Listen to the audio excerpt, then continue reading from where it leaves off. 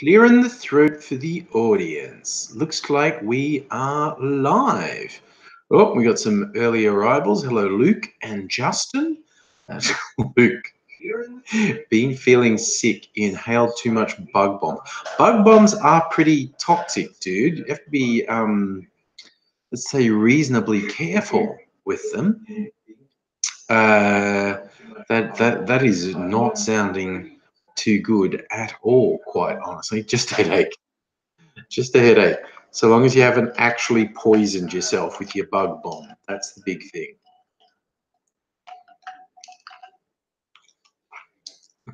I mixed some bitters with my Pepsi.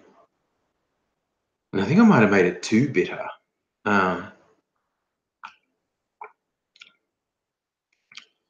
That's okay. As you know, when you experiment with drinks, you don't always know what you're going to get. I felt like going for a flavour apart from bog standard Pepsi Max, and so gave it some lashings of bitters, and yeah, no, it's okay. I probably could have made it a bit less. So, hello, musical aviator, and Dr. Obama. Hello, Justin. The A380 is being axed. I don't even know what that would mean. I know that's a passenger plane. I don't know enough about passenger planes to know the likely meaning of that. Hey, Will, how's it going? I'm doing well. Yes, look, so you killed all your cockroaches at least. Oh, okay. So it is. I thought the A380 was the really big one. Could they not make it economical? I think I've flown on an A380 to England. Not that I specifically went and looked for an A380, just booked a flight, and it happened to be on an A380. Mix my pep tie a little bit.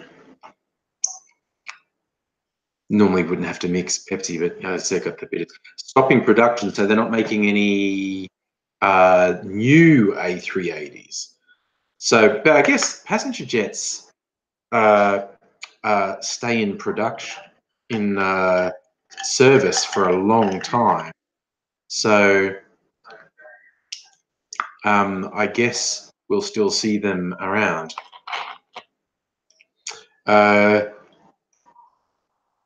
Chronic, there's some local Aussie politics.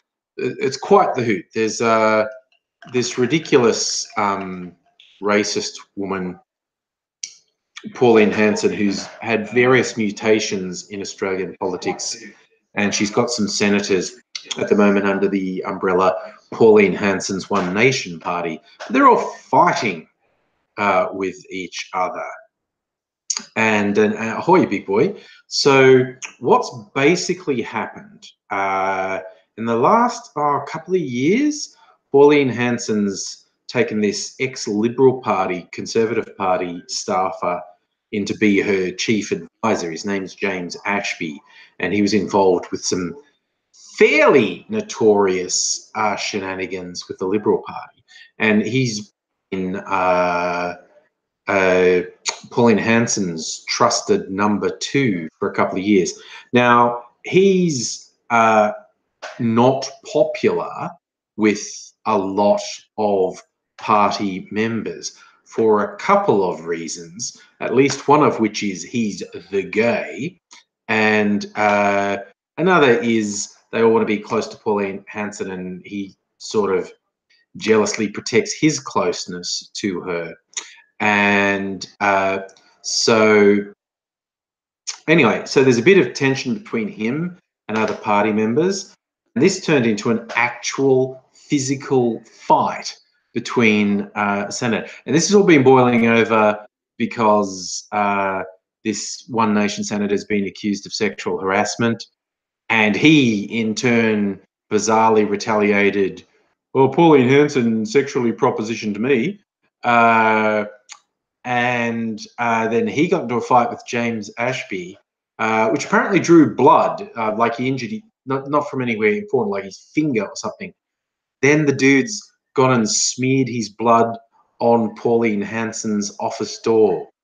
It's fucking awesome. This always happens. Like Clive Palmer trying to have a party built around his personality, and Bob Catter trying to do the same. And what they do is attracting extreme, belligerent, fringe dwellers, shall we call them, and say, let's all be together. But it's amazing when you're a reactionary, obnoxious extremist, you tend to not get on well with others.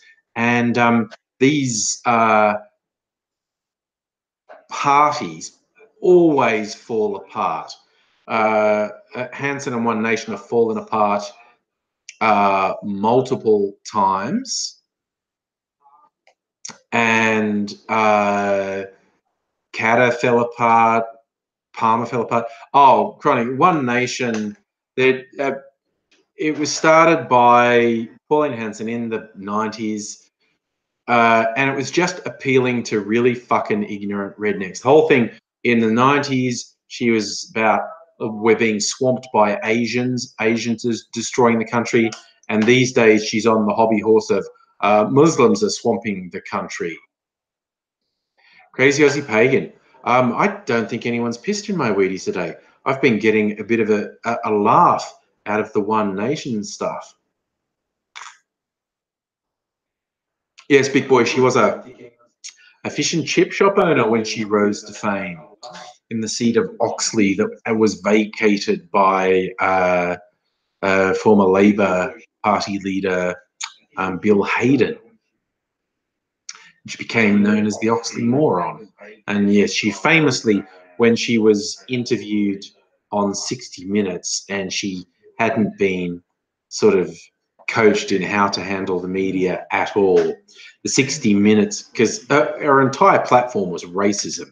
And the 60 Minutes reporter said, "Are you xenophobic?" And Hanson didn't know what the word meant. So did this really weird bug-eyed stare and went, "Please explain," which sort of became this catchphrase. Make fun of, please explain. Chronic, you're not 100 miles removed from the Trump types. She's a bit more common or garden variety, uneducated redneck. So a lot of the people who are attracted to her would be attracted to the whole Trump alt-right racism and ignorance platform. So there is that, yeah. But she's just fallen out with it. Everyone who's ever been associated with her, she's ended up fighting with. Yeah, it's like, who knew when you get a bunch of angry fringe lunatics who are completely ignorant and obnoxious and put them in the one place, that they actually won't get on. It's like they think their bigotry and racism will bind them, but they're all horrible and awful in their own ways. And they end up hating each other. Yes. Oh, yeah, that's right, Luke. She did have a fun idea for Work for the Dole. People on government benefits should, to earn their money, collect cane toads, which are, of course, an invasive and noxious species causing all sorts of havoc in the Australian ecosystem. The people who know said that's just weird populist bullshit. It would not actually solve anything. There are too many cane toads for people going around with a bag and a stick collecting them to make any difference. It's like millions of cane toads, and even if you collected thousands, they'd be breeding faster than you. So yeah, she's pretty good at the old talking shit. Now, interestingly, she's got someone to campaign in the next election, like someone to stand for election in the next election as a One Nation candidate, who says they're Muslim, which is really interesting because the central premise of everything Hanson's been saying for the last decade, Muslims are evil. There's no such thing as the moderate Muslim. They're all evil. But now she's apparently found one. Personally, I think this person's story is going to fall apart. I saw a thing they wrote. They're claiming to be a Muslim activist, and I reject Sharia law and bloody bloody blah. It's going like, no one's heard of you. You're calling yourself an active Muslim, and it's just I am willing to bet this person's story is going to fall apart completely. Yes, call me cynical, but I smell a rat. I don't believe they are being completely forthcoming about this person's background. We shall see. I shall reserve judgment, but if I were to lay a bet, my bet would be this person's story is going to fall apart completely, and we'll find out the concept of them being a Muslim is a complete sham. That's my bet. Yes, Luke, the Pauline Pants Down songs. This is how Australia's censorship laws and defamation laws are really shitty. Someone cut up, stage performer named Pauline Pantsdown, drag performer, cut up sound bites from Hanson to make a song called "I'm a Backdoor Man." And hello, Aussie Gun Bunny, how you doing, buddy? So basically, the way Hanson's sound bites have been cut up saying that she was actually a gay man in drag and she was a backdoor man. And she got upset and said that was vilifying her. And that was actually upheld by a court. The song became illegal. And the Pauline Pants Down did another one was cut up called I Don't Like It. And it was I don't like it when people put my words about. Crazy was a again. Hello, Raylene. Change your tag to match Instagram. Oh, wow. Dr. Obama, I think technically it's still banned. Like, I mean, I'd be surprised if it wasn't on YouTube because, you can't really control what's on YouTube. But in terms of, like, I'm reasonably sure that was like a permanent thing, like Pauline Pants Down can't re-release that song as a single and make many of it. Like, you can't play it on the radio. I'll do a quick search. Pauline Pants Down, Backdoor Man. So there's the controversy.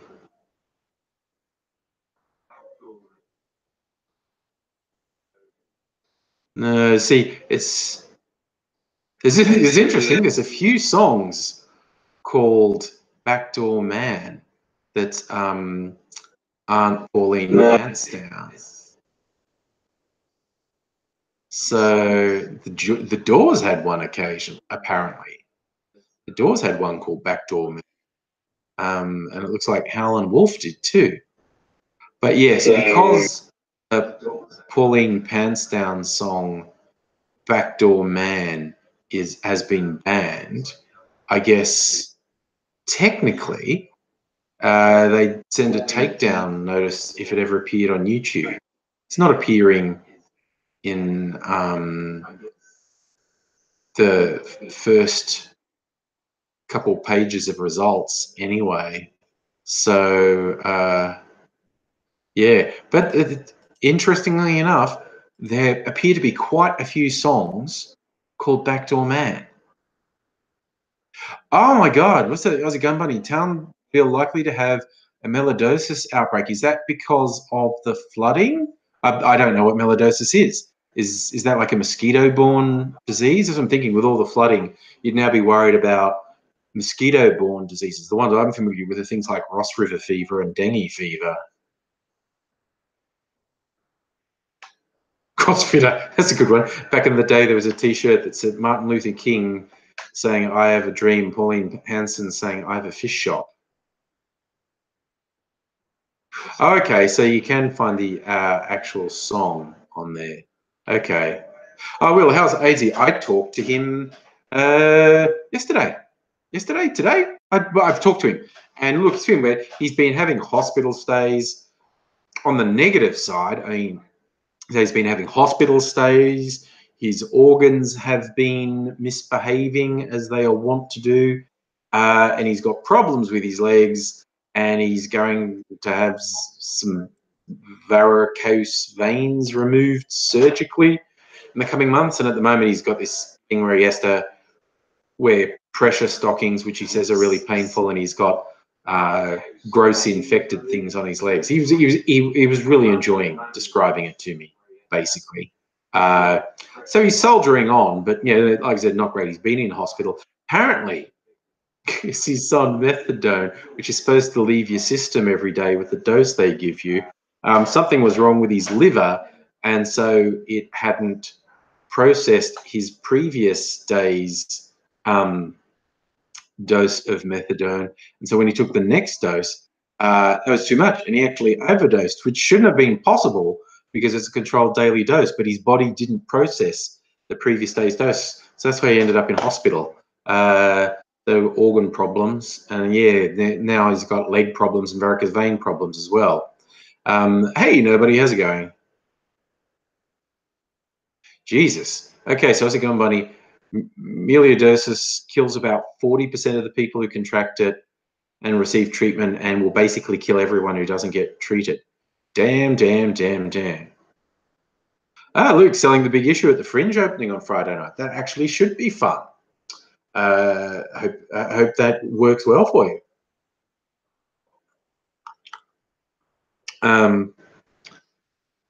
Yes.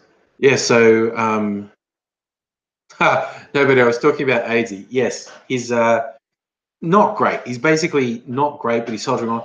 And a goal is for him to come over on the weekend and us make some videos. Really? You saw one of the video responses from an ins. Was it literally an incel, or are you doing that as an incel? Because, like I've said before, there's this whole cottage industry of weirdo right wingers who obsess about me, and there are so many of these attack videos. I mean, I never waste time watching them, but there are so many of them. It's really weird. Does it go, buddy? This horrible disease, you get it from compacting soil infected with it by water droplets. So was I right in guessing that the massive flooding is the problem for it? Oh gosh, you got to take a break with the relationship. Well, dude, these things are not easy, and if the relationship's being more stressed than it's worth, break's probably a good idea. Luke, you rewatched the Can You Hear Me video. Dude, I honestly don't remember exactly what that was because I've done so many of them. Dr. Brown, if someone said gay marriage was a choice, how would I react? Well, marriage is a choice. Yeah. So I'm not sure exactly what you're asking, but marriage is a choice. So gay marriage is a choice. Yeah, no, but that sounds fair. If you can have a break, pause, reassess without having to break up, that could work out well.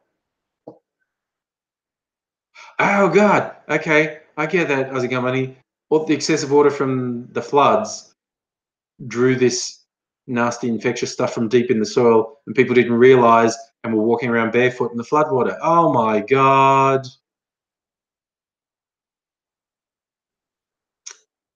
Oh, Luke, the scam where people call asking, "Can you hear me?" So that's what I thought you meant, Dr. Obama. Uh, uh, yes, you said gay marriage, though. Gay marriage is a choice. Being gay, look, I got people so angry at me. For years ago, I made a video with Mistress M talking about homophobic people and how fuck those people. And they got upset because we used the C word, choice. It said something along the lines of how you choose to lead your life is up to you, and fuck those people. And we got this whole not a choice crowd. To which I said, like, okay, cool, you want to fixate on that word. And I will just throw into the mix uh, um, that I'm old enough to remember the 80s, the gay political orthodoxy was that being gay was a choice because the evangelicals were saying succumbing to those base desires, it's a bestial, subhuman thing, and it's a weakness and an illness and a disease. And they're going, no, it's not a disease. It's, you know, it's me and my choice. The point is, the whole choice thing is irrelevant. Whether you choose to be gay or whether it's innate who you are, which is what I tend to believe. Actually, uh, uh, it's who you are. Um, you're not going to win an argument with a homophobe. So why even engage with them? Anyone who wants to build that up, it's a choice or they're not your friend. They're not going to be convinced of anything positive. I just wouldn't even engage with someone who wanted to do that. Luke, what did you? We actually had a Valentine's Day Eve night out last night. We'd been at home and just went, we had something to eat. Let's go out and get dessert. Went to a nice place and got some nice cake. It was a little spontaneous Valentine's Day Eve thing. Ah, gee, I titled the video. Yes, that's Australian politics at the moment. People wiping blood on people's doors. Yes. No, but well, actually, that's a relevant point about choice. Nobody, your lifestyle is a choice, and you get weird. I find it a weird concept, but weird evangelicals who say, look, maybe you're gay, but you don't have to act on it. And if you never actually have the gay intimate activity, you're not sinning. Like the being attracted to your same gender is if you don't act on it, it's not sinning. And yes, look, technically you could be gay and choose to never actually be intimately involved with anyone, or you could choose to fully embrace the joy of your life and loving someone. So on that side, you could argue it's a choice. But yeah, normally people who want to push that line are really, really, really arguing in bad faith and are not going to get anywhere good. Oh, yeah, okay, Dr. Obama, you encountered someone who's spouting beginning. Here's the thing: if they're saying, "Oh, being gay is a choice," and whatnot, it's pointless arguing with them because they're not really arguing being gay is a choice or being gay is an innate part of who you are. They're just saying gay is bad. And they'll lie and hedge around and go, oh, love the sinner but hate the sin. No, fuck off. Fuck off. You're just trying to dictate how other people lead their life out of your ignorance, quite honestly. Yeah, Bobo, it wasn't enough of a fight. I agree. The thing with the Hanson stuff, yeah, they're a bit of a scuffle that somehow drew blood from the dude's finger or something, which he smeared on Hanson's door. Um, that's just brilliant. My first one, is it legally an issue now that we have marriage equality? I don't think there are any laws left on the books in Australia that discriminate against gay people at all. I know the Conservatives still want to the Conservatives still want to be able to discriminate against gay people. They want religious freedom to discriminate against people. Yes, no, it's Chris Pratt. Yes, I was a music over. Chris Pratt belongs to a shit, stupid evangelical church, Hillsong. There's an offshoot of it here in Australia. And the Hillsong Church is indeed deeply homophobic. It's also racist. If people on the inside make it very clear it is not welcoming to anyone who's not a straight white Christian. And it's not welcoming to anyone who doesn't think that straight white men should be at the head of the household. They should be the ones who have power. It's incredibly conservative. They are definitely 100% explicitly homophobic. And yeah. Oh, musical heavy. You're saying the Australian Hillsong's the original Hillsong? Well, they're the big mega churches anyway. There you go. Archie, I love your naive optimism. Everyone gets NBN and they have high-speed internet. The truth will be revealed to them. Their eyes will be opened. In case you haven't noticed, my friend, a lot of people, when they get all the information in the world made available to them, they choose to believe really fucking stupid things. I'm so on board with your optimism, man. But there are people who, the more evidence you present to them that the stuff they're saying is bullshit, the harder they dig their heels in. But yeah, we can always hope, really. So, Catherine, you think gay marriage makes you think of Masters of Sex as a movie about a single man fighting to be paid to stay at home and care for his invalid mother? Oh, okay, because I guess at that point in history, that was regarded as women's work, and it wasn't taken seriously that a man wanted to do it. That's, yeah, silly shit.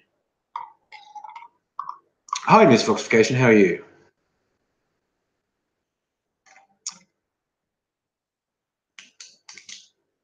Oh, but if there's still sodomy laws in Queensland, sodomy is legal under the age of 16. Well, sex is illegal under the age of 16. But this was the funny thing. The funny thing. There's stories every now and then about which US states still have anti-sodomy laws, like Texas and whatnot. And people, when they think of it, they think it means that legally the term sodomy solely means man on man anal sex. And it doesn't. It means any sexual act of penile penetration that is not penis in vagina. So it actually includes heterosexual anal sex and heterosexual oral sex. States in the US that have anti-sodomy laws, a lot of people don't realize what that means is blowjobs are illegal. So there you go. Oh, yes, and pegging, that's true. A woman wearing a strap-on and doing a guy up the butt, that would count as sodomy too, I think. Although I'd love to see that go to trial in some really conservative rural courthouse trying to explain to some ancient judge who doesn't know shit about what was happening with the strap-on. But yes. Iconic Mr. Mum, 80s movie. That's an old Michael Keaton movie. Yeah.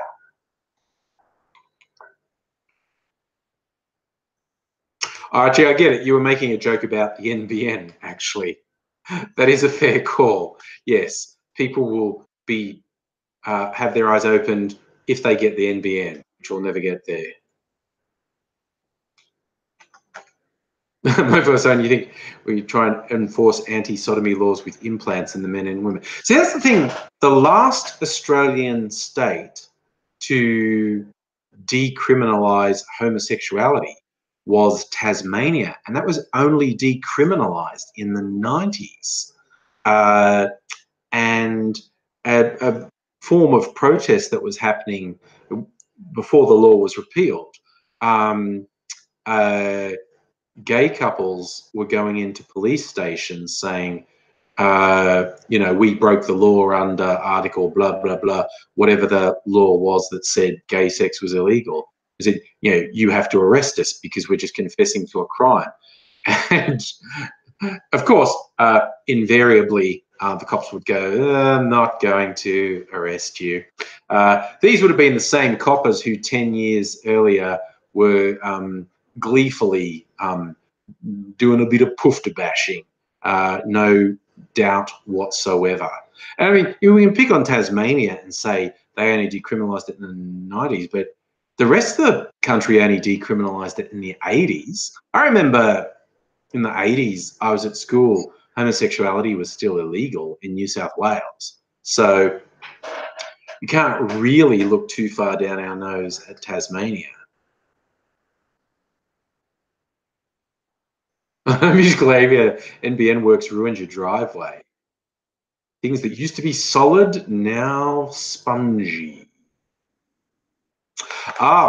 See, this is the thing. I was forced onto the NBN last year, and I was really dubious because I'd heard too many horror stories. Because I had Foxtel, I'd had cable internet for ages, and I was really dubious because I'd heard so many bad stories about the NBN. But I'm one of the people who won the NBN lottery.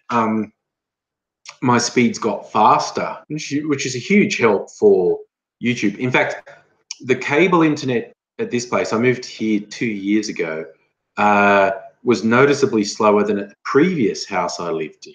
But I got to the stage where like a 10-minute video on YouTube was taking like an hour to upload here via cable, which is kind of ridiculous. But then when they NBN'd it, it's like, hey, presto, now a 10-minute video will upload in 2 or 3 minutes, certainly less than 5 minutes. So it was a huge improvement with uploads.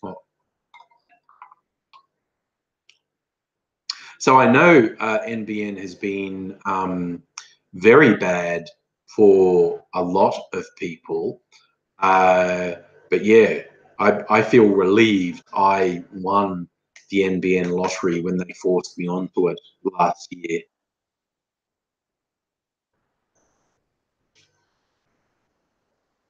Okay, yeah, misfoxification, yours is 8 times faster than your ADSL and cheaper. Yeah, I think, look, when Labor win the next election, should say if, but it's almost definite Labor are going to win the next federal election.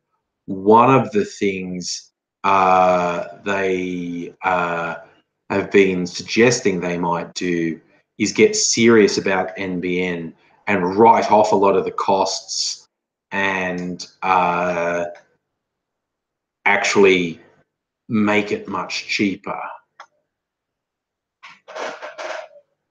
So from the node HFC, I'm honestly not sure exactly what setup I have. Oh, how's it going? You sent me a video on Facebook about the disease. Thank you. I'd love to know about terrible diseases.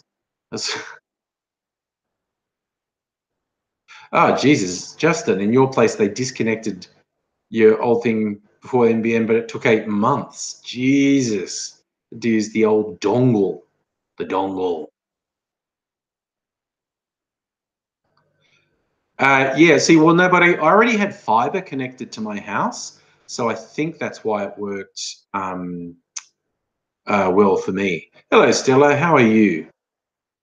Catherine, how are they going to write off the costs? The government can just do it. Like with the Libs, the NBN company is compelled to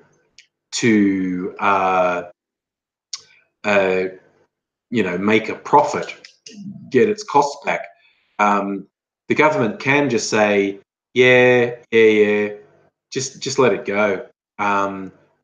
We'll write off all the costs up to this point, and we'll make the NBN a more affordable service. It's taxpayer money, is another thing.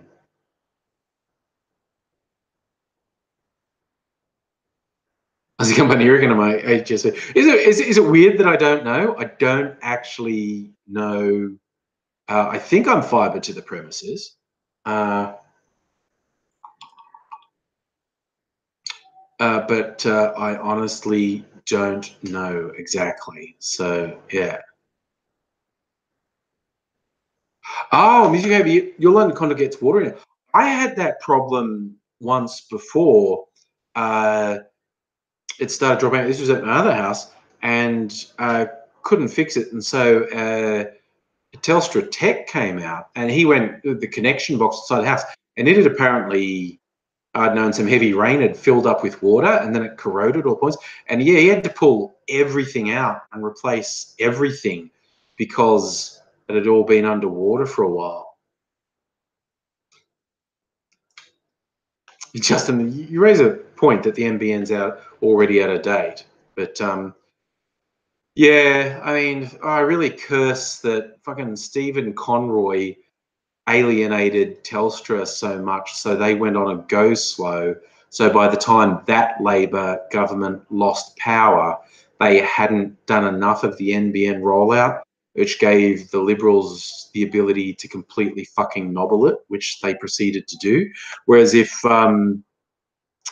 Labor hadn't really fucked around with the NBN rollout, it would have been so far advanced by the time they lost power that the Libs could not have afforded to nobble it.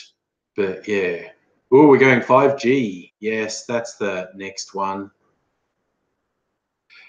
We'll see. I'll be very interesting. I'll be very interesting. I'll also be interested. I'll be interested to see how effective 5G is.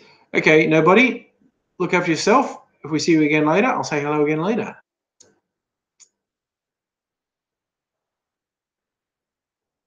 I see. So the NBN company's leasing Telstra pits until 2046 or 25 minutes. Yeah, the government can just introduce new legislation, basically. Hey, Pat, man, how's it going? Yeah, look, how's it going, matey? Telstra and Conroy just alienated Telstra. Like, that was that really weird thing he did. Everyone expected there to be like a bid because Telstra owned all this fiber optic cable that was already in the ground, work out a deal to do it with Telstra as a wholesale and then work out a retail model. And Conroy, out of the blue, did an end run around Telstra, which really pissed Telstra off. And it didn't work out. I don't know what his genius master plan was, but it didn't work, and Telstra did a go slow, and which in the end fucked us all.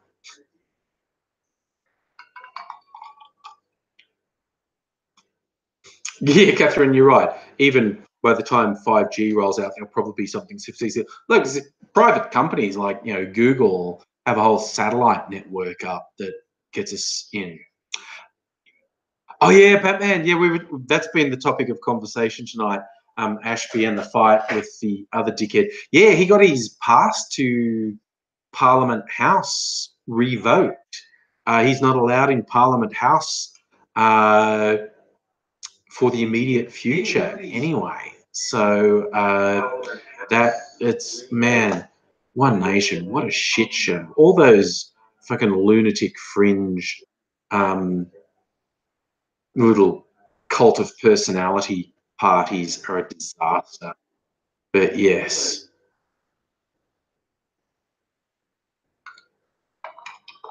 Oh God, musical elevator. Sorry, I forgot that someone had recorded Conroy saying he had unfettered power and could demand they wear red underpants on their head as part of the deal he wanted to.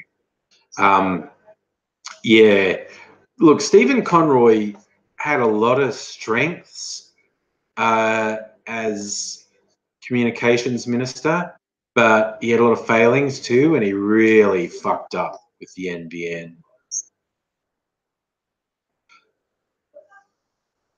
Luke, I think that's an actual real plan that Google had for some American cities, little balloons or zeppelins or whatever, with really powerful Wi-Fi boosters to provide free internet across major cities.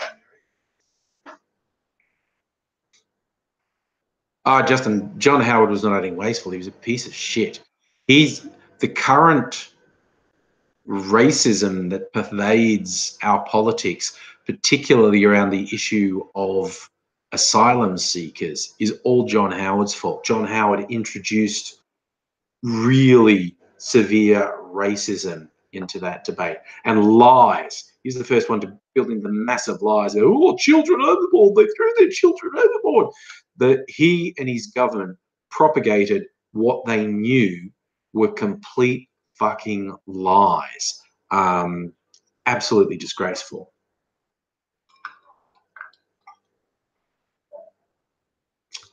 Yeah, chronic. Sorry, blimps. Yes, Zeppelins is a very old school name for blimps. That is true. I think Zeppelins are like a passenger vehicle, and blimps are just the things that go around. And yes, Google would have been caught talking about blimps, not Zeppelins. Oh yeah, Justin Scummo has definitely decided that hard racism will be the name of this election campaign. Absolute fucking lies about asylum seekers and refugees it's going to be really fucking vile. In their desperation, libs seem like they're going to go really hard on explicit racism and just fucking lies. Chronics, come on, I should point the Prime Minister's name, our current Prime Minister, for a very short period of time.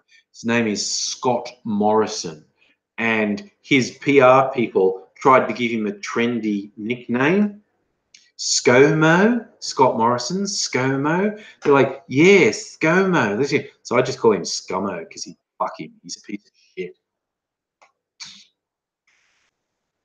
Patman, look, AT's okay. He's been in hospital.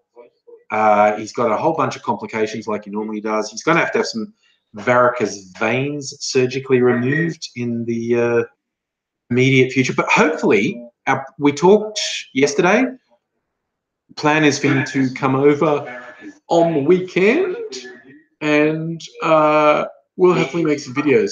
So we will see. We will see. Yes, music over. Scummo is a Hillsong Happy Clapper, which is fucking disturbing. Oh yeah, Stella, they're really going to go the Trump thing. I think you're absolutely right. But yeah, it's just what I'm hoping happen, because of course we had the Victorian state election late last year, and the Libs were in opposition there, and they went really hard on racism and lies. The specific lie they'd invented for Melbourne about out of control African gangs, crime on the streets, everyone's terrified. But the whole state sort of went, that's not real. I mean, I actually live here, and you're saying I'm scared to go out. No, I'm not.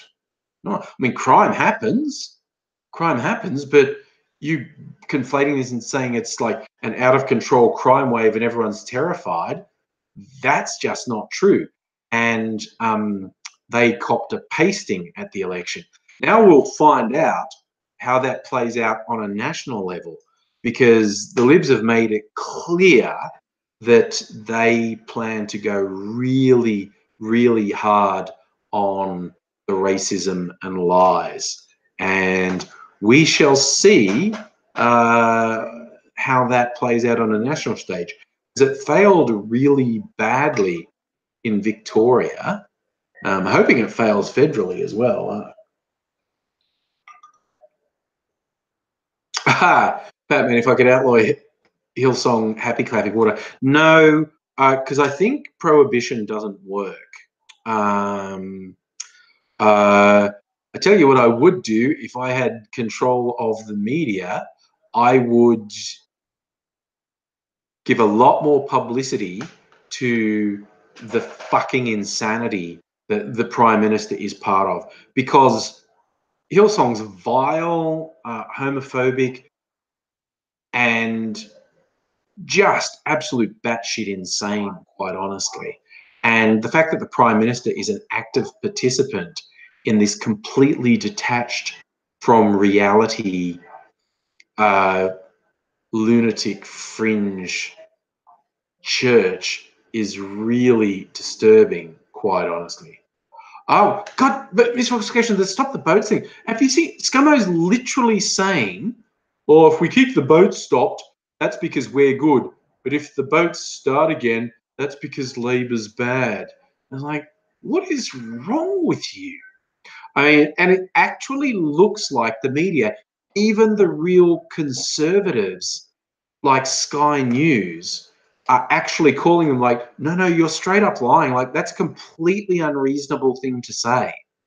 That's just not supportive. Like, if the media just does their job and points out the thing you're saying is not real, that's not true, then that will make a very big difference. But yeah, prohibition of anything doesn't work. And it's like, you can't legislate against stupidity. You can promote education, and you can sort of not give people a free pass for ridiculous bullshit, but you can't legislate against stupidity, because there are too many stupid people, quite honestly. Well, Pat, and that's a really interesting question. Is Scummo better than the possibility of Prime Minister Spud? Again, because there's a couple of international people here. So very briefly, what happened was super funny. We've been playing musical chairs with Prime Ministers for the last decade. And the Conservatives, in their 2 terms in government, have had 3 Prime Ministers. And because the Prime Minister is elected from within the party, and it's all sorts of ridiculous. And so there was Tony Abbott, who was a very effective opposition leader, but a terrible prime minister. He won an election quite convincingly, but then he proceeded to be like the worst fucking prime minister everywhere, and super unpopular. People realized they'd been lied to, and he was just fucking terrible. And so his arch nemesis, the theoretically more progressive Malcolm Turnbull, knifed him, and he became prime minister. And Abbott and the extreme right never forgave Turnbull for that, and constantly undermined him, to the point where they eventually like had a spill and he vote. So he said, "Fine, let's have a vote." And another of the extreme right thought he was going to get in. Absolute vile racist person. We always call him a potato because he has this really featureless, weirdly featureless face. Looks like a potato. Dutton, Peter Dutton, he's fucking awful. And he thought he was going to be prime minister, but the really weird twist of fate, he didn't have the numbers, and out of nowhere, Scott Morrison had the numbers. So I think the difference between Morrison and Dutton as prime minister,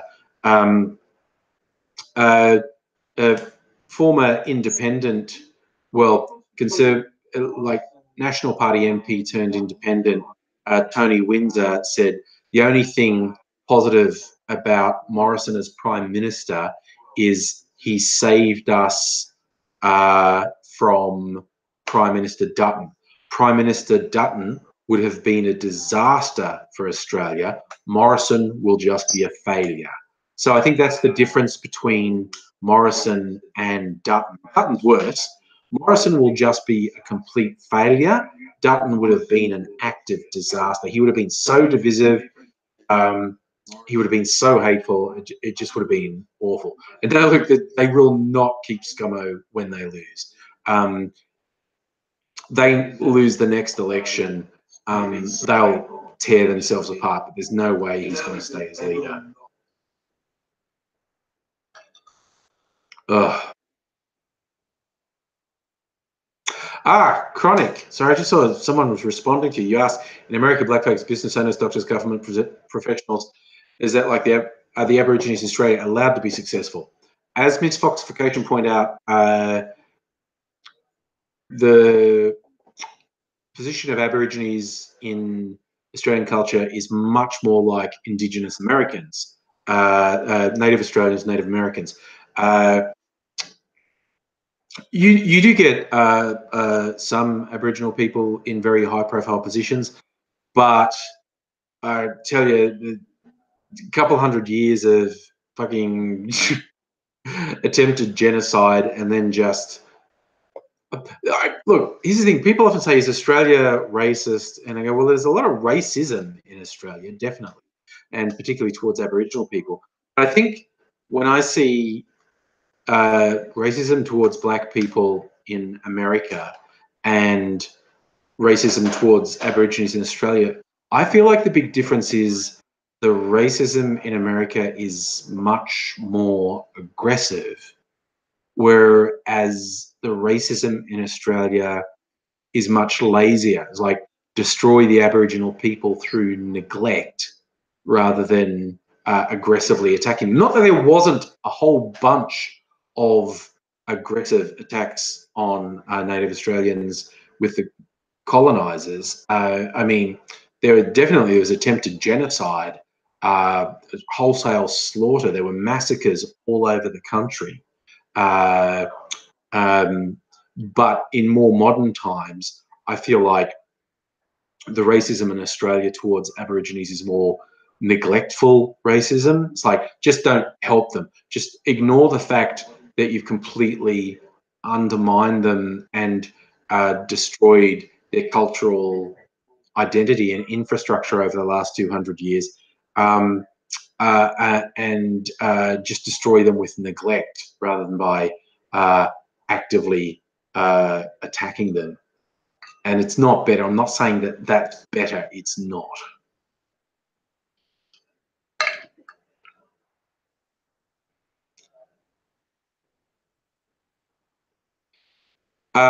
Justin, okay, the first thing I'm going to do is correct your language. You say, could an Aboriginal person be elected Prime Minister? The public does not elect Prime Ministers. The public elects their local member. The party or coalition with the majority seats who forms government, their leader, who they elect internally within the party, is Prime Minister. So for an Aboriginal person to be Prime Minister, they would have to be an MP with one of the major parties, and they would have to work their way through the ranks until they were elected leader by the party rank and file.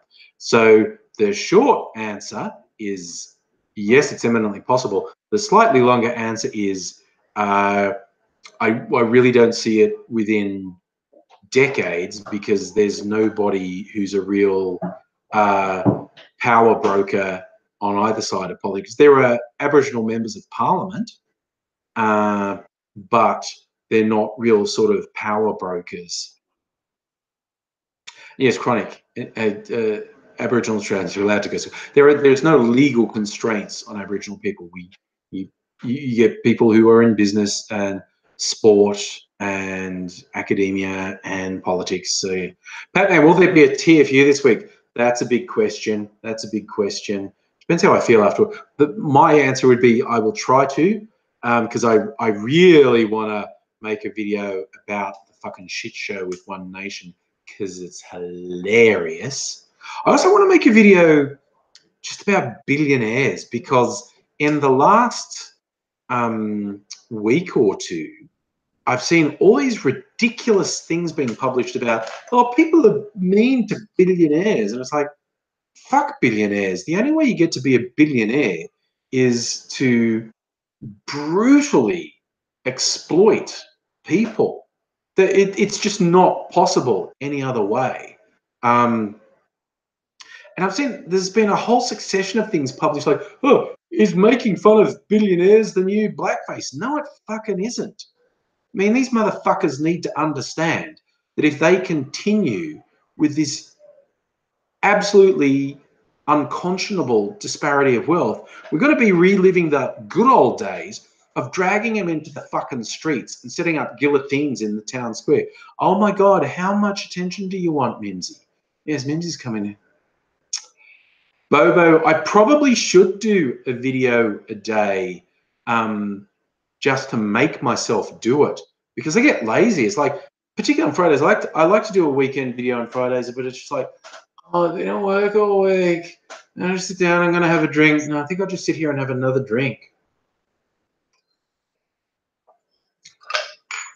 Yes, Ms. Foxification, you're right. That actually happens in all cultural groups. You're highlighting that what some Aboriginal people who are successful experience, that some people, some of their own people will drag them down and say, oh, you're just trying to be white and whatnot, and drag them down rather than lift them up. And that happens across all groups who are not on top, basically. You might get encouraged, but you might get sabotaged as well. Mimsy is just demanding attention.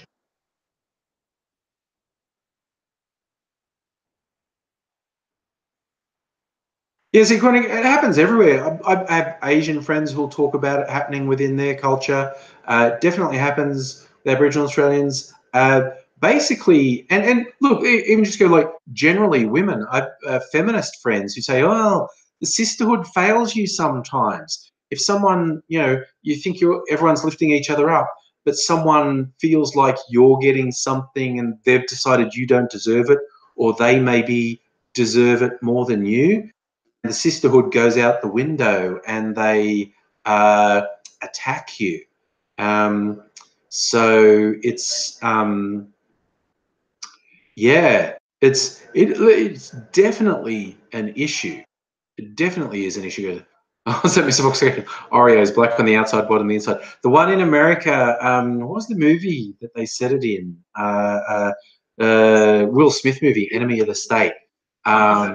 He said the insult for a black lawyer was eggplant, because eggplants tend to be white on the inside, like black on the outside. So yeah, because he's a successful lawyer, they wanted to insult him. Said, yeah, the insult term for a black lawyer is an eggplant, black on the outside and white on the inside.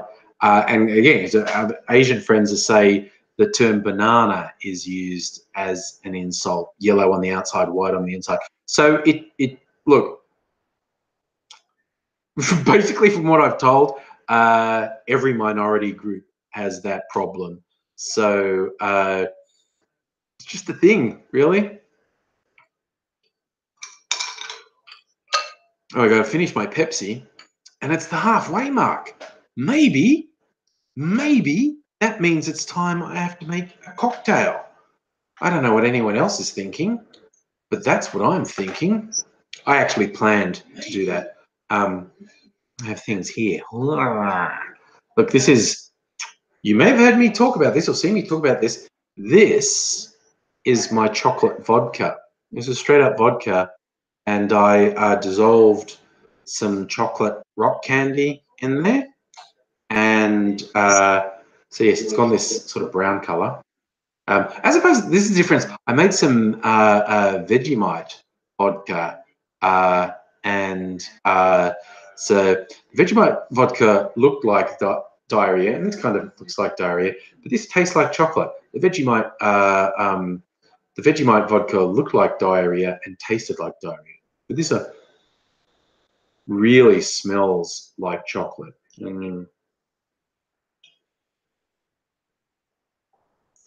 Got a really definite chocolate taste in it as well. You like my bottle chronic? It's just like from a $2 shop, although I think it actually costs $4 or $5. These decanters. I have a whole bunch of Skull decanters. These ones cost $4 or $5. No, seriously. Oh my God. It looks like, oh yeah. Yeah, Miss Foxification, miso vodka would be amazing. I was surprised at how bad Vegemite vodka is. It's fucking terrible. It's awful. I made it slightly palatable by making martini, like with vermouth, and that took the edge off it a bit, but it wasn't great. Really wasn't. And the Vegemite vodka straight is fucking terrible.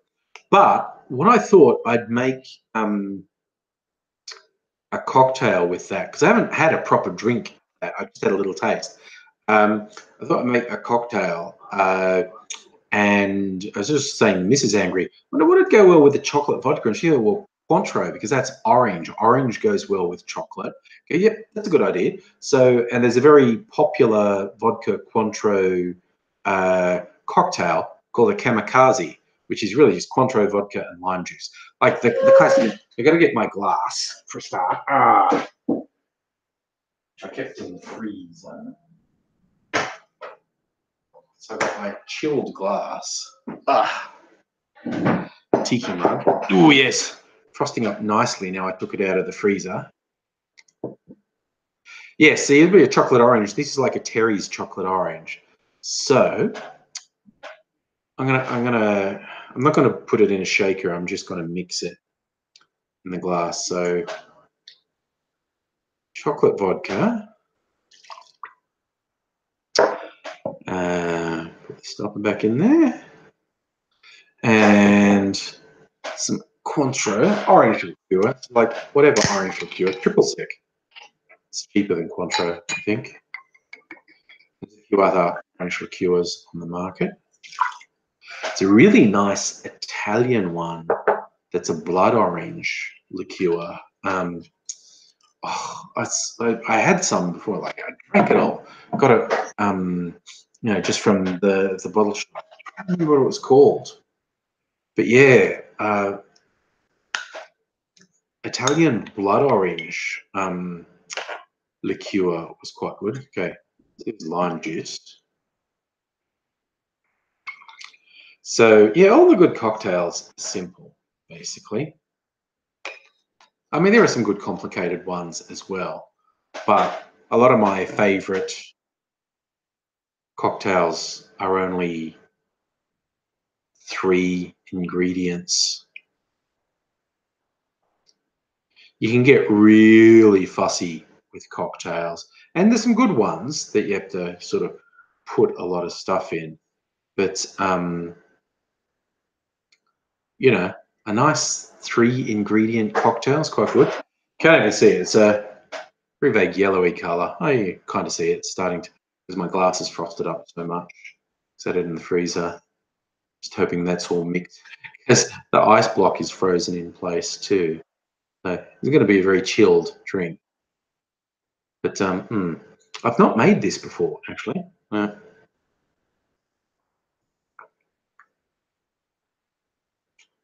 Yeah, yeah, that's pretty good. That is pretty good. Might even top it up slightly Philistine. Might top it up with lemonade so I have more drink. What's that, Chronic? You watching Bar Talk and Cocktails channel? I like Tipsy Bartender. Tipsy Bartender does some good stuff. I'm gonna top it up with some lemonade to have slightly more to drink.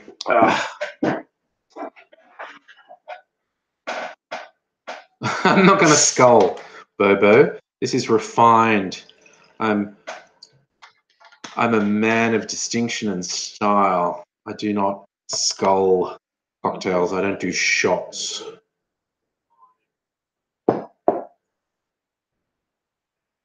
Oh yeah, the river mofo sign. That's another fun ones. Yes, for those who don't know that one, one of Australia's major rivers has a problem, I think, with millions of fish dying in it, which is great.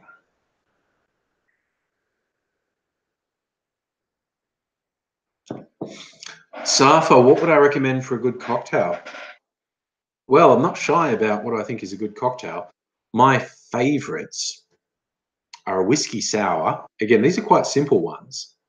Whiskey sour is just whatever whiskey you like. Make it whatever you like. It can be Scotch, it can be bourbon, it can be rye, it can be Canadian, it can be Irish. I normally make it with bourbon or rye. Scotch makes it a bit smokier. So down to what you like. A whiskey sour is just, or the way I make it is whiskey, lemon juice, simple syrup, and egg white. Egg white to make it frothy. You shake it up and it makes it with really nice texture and frothy. Some people make it without the egg white. I like it with the egg white. My other favorite is the sidecar, which is, again, it's a simple one. That's Cointreau, brandy or cognac, and lemon juice. 3 ingredients. Really nice drink. Now, and you can interchange with, like, some of the things say, like, recommend you use a really expensive cognac. I use relatively cheap brandy. And you can mix it up. There are various apple brandies and whatnot. I've got that bottle there is a French one called Calvados. It's an apple brandy. You can mix it up, and there's a whole bunch of different orange liqueurs you can put in, whether it's Cointreau or triple sec or something else. So you can experiment with my favorites. But yeah, I have to admit, I like, look, my cocktail book here, the Bible, the Cocktail Chronicles. Safa, it depends on the pub if they make cocktails. I would tend to not get a cocktail from a place that doesn't make a big deal of the fact they do cocktails, because if it's not like a thing, they say this is a cocktail bar, the bar staff probably don't want to make it. And second, they're probably not very good at making it. And making a cocktail is a lot more time consuming than pulling a beer, for instance. So, like I said, often the staff don't want to make it and they're not good at it. But I mean, I go to my thing here, the standouts, things I've made. This is like, a simple one. The Claridge cocktail is gin, vermouth, apricot liqueur, and Cointreau. I've made that and liked it. This has got, hundreds of stuff. So it'd be something you like in it. And they, this is one I'm not huge on, but I've made some of them I go by the name. This one's called Blood and Sand.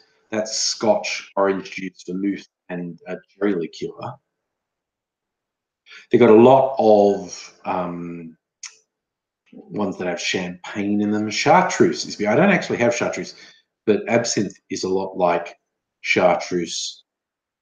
I have absinthe. What I made in the live stream the other week, the Lucien Garden, which I liked, that's gin, Campari, Cointreau, and vermouth. But where are my favorites in here?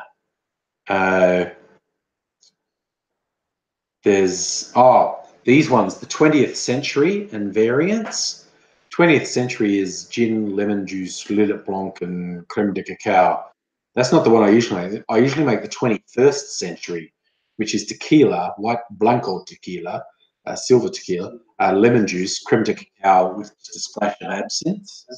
Or the 30th century, man, that's Scotch, lemon juice, creme de cacao, Cointreau, and 2 dashes of absinthe. So, Safa, I don't drink wine. I don't like wine. I don't drink beer or wine. I do drink cider, but I don't drink beer or wine.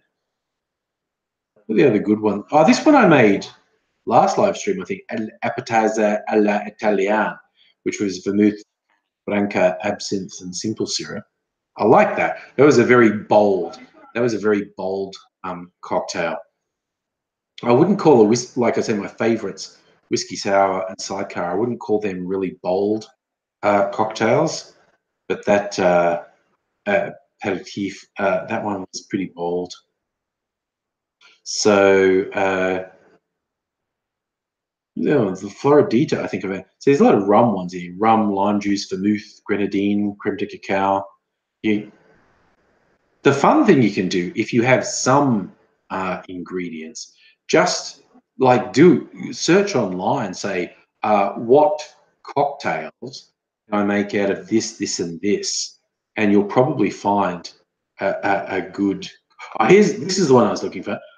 This is apparently a New Orleans cocktail, the king of New Orleans cocktails, the Sazerac. I really like a Sazerac. That's whiskey, simple syrup, bitters, and a batch of absinthe. So it's whiskey and a couple of things to take the edge off the whiskey, and a splash of absinthe in it. I love the way this guy writes in here. There are some in this world, mainly centered around New Orleans, who would assert that by all normally understood rules of primogeniture, the Sazerac is the undisputed king of cocktails. Primogeniture, that's a good word. But lines of succession are rarely unsullied when you're talking about a mixture that sprang from the bullshit fertile fields of the barroom. Both rules and normality are open to interpretation. But there are several immutable rules about the Sazerac. First, it did originate in the liquor-loving bars in New Orleans, a place where, even during cocktail's darkest decades, the Sazerac reigned supreme, garnished if not with a crown, then with an air of certainty that it's the ne plus ultra of lip moisteners. Second truth, however, is less prestigious. Sazerac is a pretender to the throne. Contrary to what Crescent City boosters, ranging from famous New Orleans drinks and how to mix them, author Stanley Clisby, author to today's Bourbon Street bartenders may assert, Sazerac is not the first and original cocktail. As the Sazerac's format may have been familiar during cocktails' early days, the name wasn't bandied about, in print anyway, until the turn of the 20th century. May have been liquid royalty in New Orleans, but elsewhere, as the Bartenders Union in New York President Jack Townsend and Tom Moore McBride noted in their Bartenders Book Note 51, Sazerac is just a variant of an old-fashioned with trimmings, which is fair. Like probably the most simple cocktail of all is an old-fashioned, which is just whiskey with a bit of sugar in it and maybe a dash of bitters, and that's it. So the Sazerac is just slightly more than that. It's whiskey with a sweetener, simple syrup or sugar, bitters, and a splash of absinthe. So yeah, it is really just a variant on an old-fashioned when it comes down to it. We could talk cocktails all night. Certainly, it's a topic I like to talk about.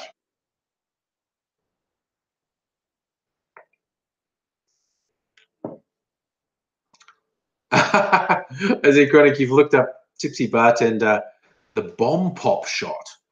I'm going to make that based on a popsicle grew up eating in America. Yeah, I like the Tipsy Bartender videos. They have a bit of fun and try and do different and interesting things. But a lot of them are just shots and whatnot. But yes, after you point out, you can actually get pre-mixed cocktails at a lot of bottle shops, liquor stores. I don't know how good they are. This is the thing, people say, is it expensive? It's like, well, it's I guess ultimately in terms of standard drinks, as in how pissed you can get, per drink, spirits are cheaper than most beers, but you have to spend more money to get a bottle of spirits. So my little collection up there and down there, that's quite an investment. But I've built that up of here. It's always the same bottles up. People are like, what is all there? You're an alcoholic. Maybe. But I don't go through all those bottles every week. It's like it's always the same bottles up there because I only make a couple of cocktails, and that's like a shot of a couple different things. Now I'm making a cocktail for these things, but if I'm not going out on Friday or Saturday night, I might make myself a couple of cocktails at home. But I don't on other nights. Like I don't come home from work and go, well, I'm home now. I want to get drunk. And Friday, Saturday night, I feel like that's excusable. But how's that for you? Wish alcohol was cheaper?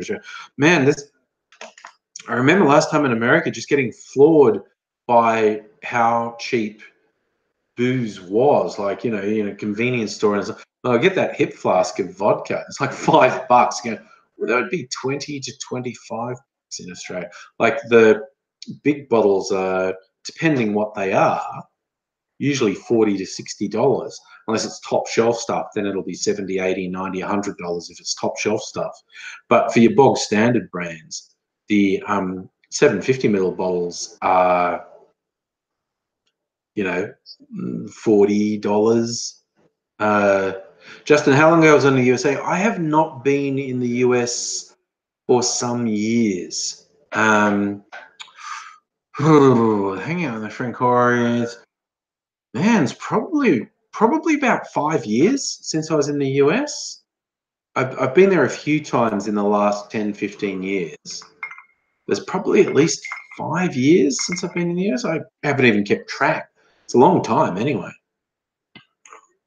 But yeah. So what's that misfoxication? Reuters says US businesses paid $2.7 billion in tariffs. Oh, extra because of Trump's trade war. US businesses had to pay an additional $2.7 billion. Oh my God, he's a fucking shit show.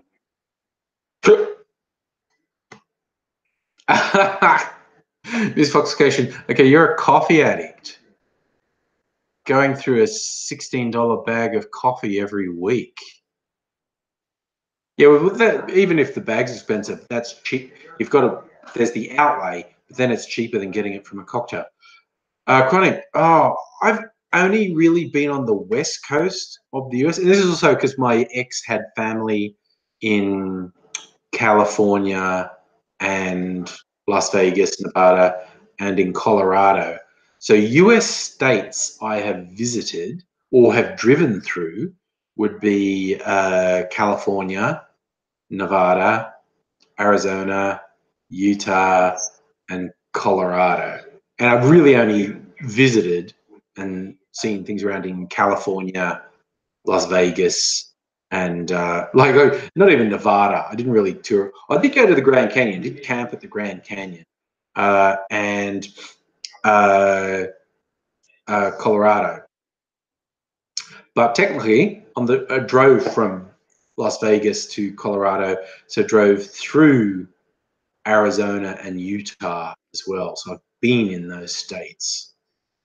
I haven't been. Yeah, so have you been? I haven't been to New York and New Jersey. I have some internet friends there that I'd like to visit, but I haven't. I'd love to do something like do Route 66, go to the States, and meet up with someone, hire a car, and drive Route 66, like go coast to coast. That'd be fun.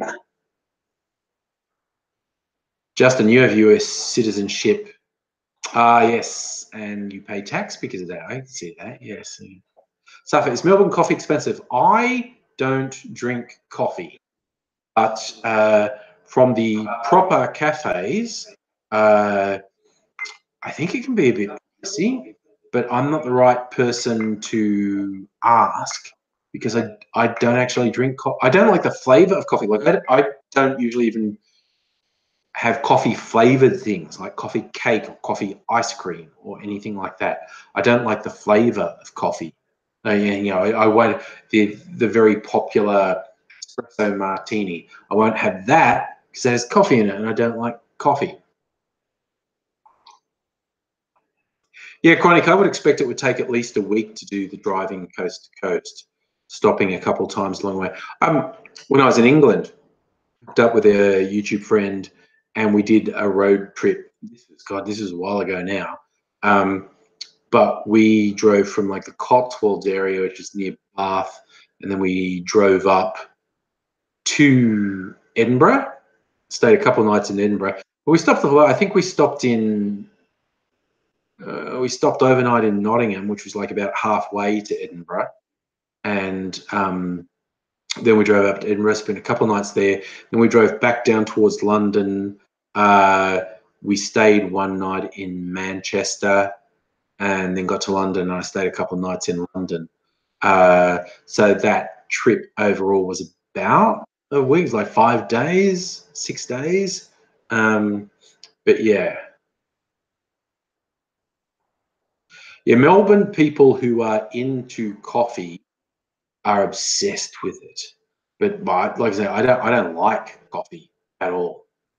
Ah, Luke, yeah, the Great Ocean Road is a great drive. I often take visitors on the Great Ocean Road. Like particularly if I have like YouTube friends, internet friends, visit from overseas, try and do Great Ocean Road. It's a great drive. Not great if you get travel sick because it's a really twisty, turny road. So I always offer the advice to people who are going to do it.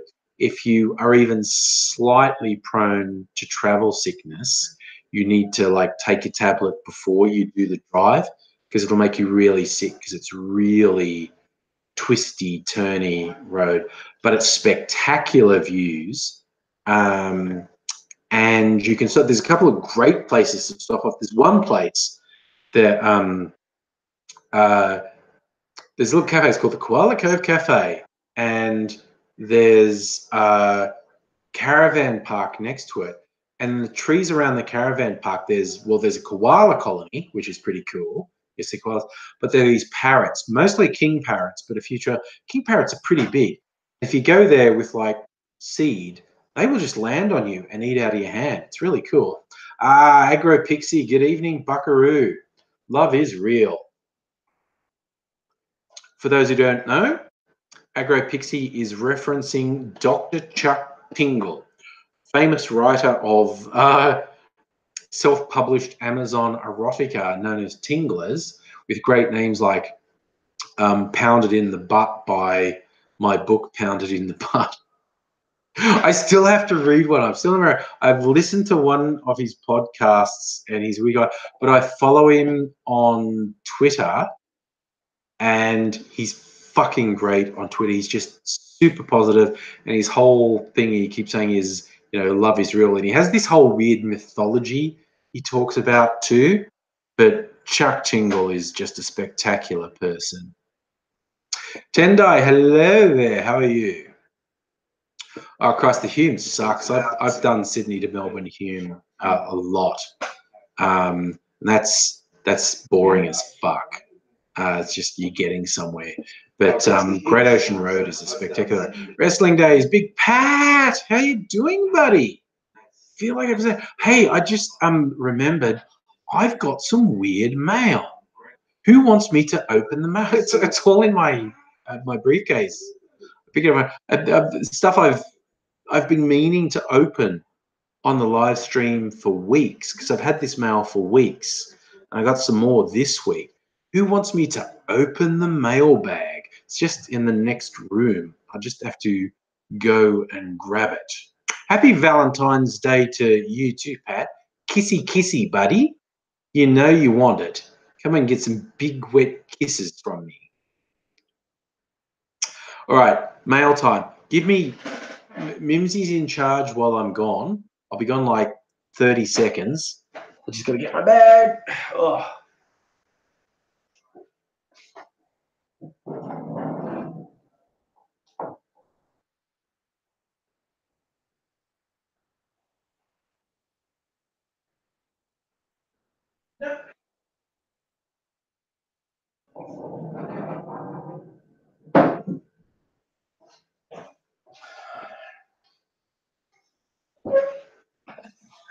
My other cat, Shadow, was in the other room. I thought of dragging her in here, but she really doesn't like it. Okay, envelopes. Strange and unusual envelopes. Where are they all? I've got a few of them. I've got a few things to open. Here we go. Oh, yep. Oh, God, that's a Christmas card. I've had a Christmas card sitting in my bag for a couple months. Oh, here's some more. Some more. A few things from different people. And I've got a religious magazine as well. Okay, because I'm on a mailing list.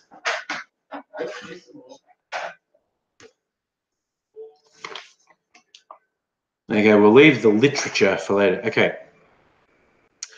Now I've got 3 from this person. This is also possibly from them. Okay, this is one. Okay, I should open my Christmas card, shouldn't I? Should open my Christmas card. Teresa sent me this. Teresa Green. Okay. ridiculous. What is this? Halfway through February, I'm opening a Christmas card. Season's greetings. Oh, and there's one for Aidsy, and he's going to come on the weekend, so I'll save that for him. So Teresa said, "Hope you have a happy holiday season, safe New Year. Blessed be." Oh, it's Miss Lilith. Okay, cool. And she sent this literally 2 months ago. And it's been sitting in my bag for 2 months. I'm super bad. Okay, now, this one, which arrived a while ago. These are the ones I feel like sometimes I should open with gloves on. Yes, this is my friend who sends me their receipts, so I know what they're up to. Like, what were they buying? Shopping. Noodles, ramen, bread, good, and some vegetables. I'm glad they're eating some vegetables. I just find this hilarious. They sent me a bunch of dockets. That cost them $1 to send me some dockets. That's brilliant. And 3 of them arrived in the same day. Okay. These are probably all dockets too. It's brilliant. It's like a piece of performance art. Oh, this is a letter. Okay. Oh yes, they had some Lee Hobbs stamps. That's the stamp of it. But this is a letter. What have they said to me? There's little notes in here.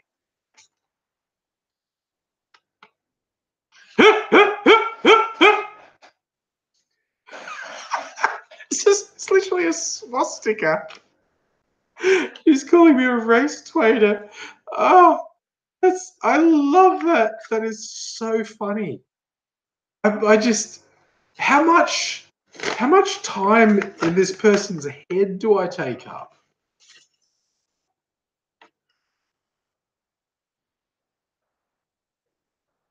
Oh yeah, they want to sign me up for some more religious stuff in there. I just love that this person spends their money to send me weird things. But there's another note. They're going to call me a race trader again.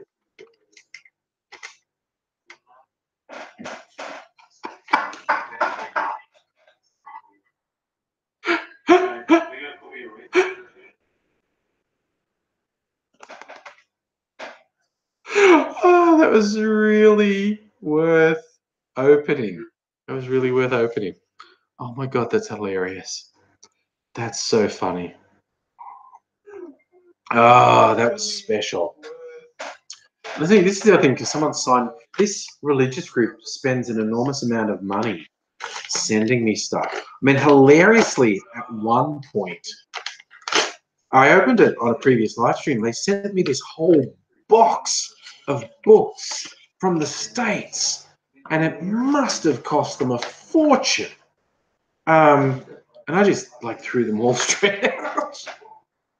Are we living in the time of the end? Man, short answer I think is yes. Yes, we are. But you know, I'm old enough. In the 80s, we were convinced we were all going to die in a nuclear war. Now, we're all convinced we're going to die in an ecological catastrophe. Maybe we are. What are the stories in today?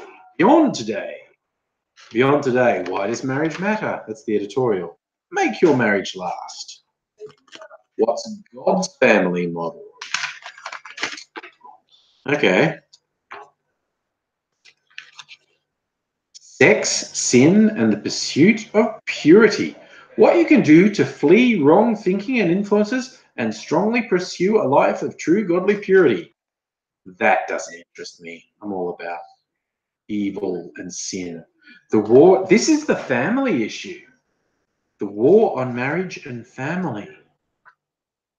Was Jesus born on Christmas Day? No, that's a pagan festival that got commandeered. Inasmuch, the millennium and Peter. Oh, okay, it's like the family issue. The war on the family. Like a literal war. Like people, you get the weirdos, particularly in America. The war on Christmas, the war on Christianity, the war on the family, the war on masculinity.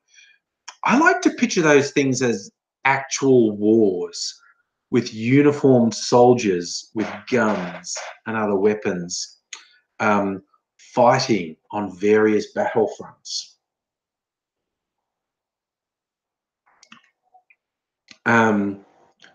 Because that's just the sort of mental exercise I like to do. Mimsy's down here now, just out of camera shot, but she still wants attention.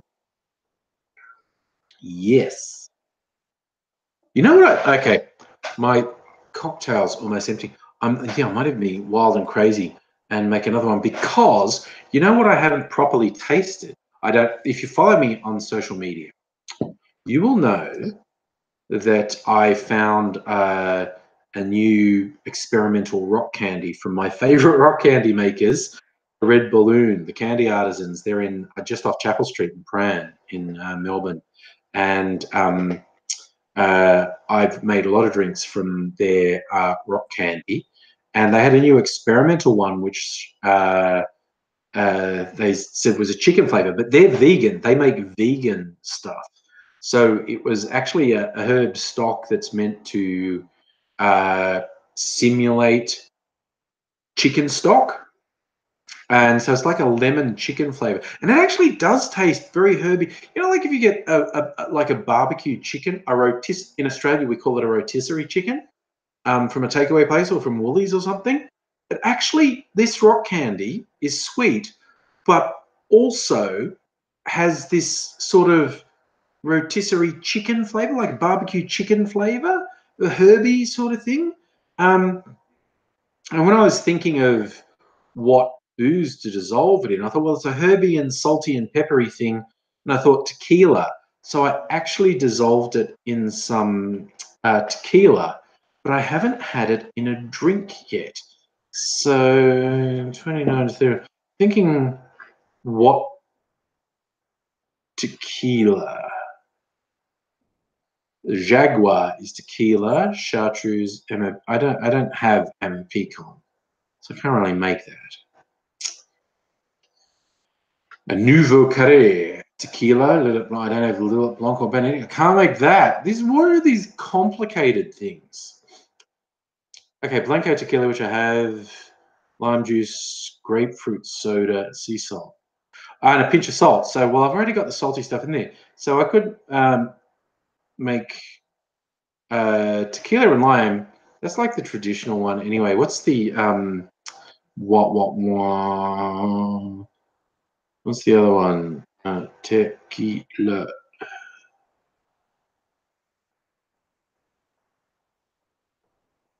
Tequila. 143. Okay. All right. Yeah, margarita. That's what I was trying to remember. A margarita. Tequila, lime juice, and Cointreau. I reckon I'll make that. I'll make a margarita. I'll make a margarita, but it's with my special tequila. That's pretty easy. I'll do that. What are you saying, Miss Fox? Marco with ginger wine. I don't really like ginger as a flavour.